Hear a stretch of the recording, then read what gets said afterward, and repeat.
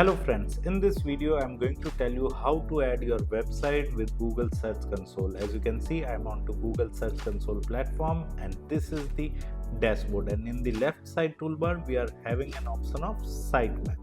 We need to open the sitemap and we need to submit the sitemap of our website to connect our website with Google Search Console.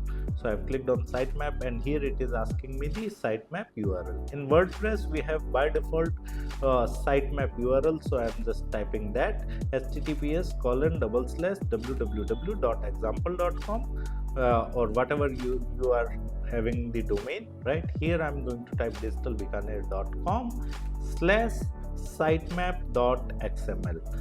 Here you need to just enter your domain name, then slash, and then in slug you need to type sitemap.xml. This is the standard format of WordPress website. I have clicked on submit and this sitemap has been successfully submitted, but here the status is showing could not fetch.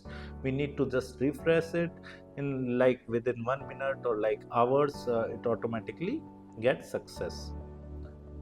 Okay, so the status has been converted to the success as I refresh the page.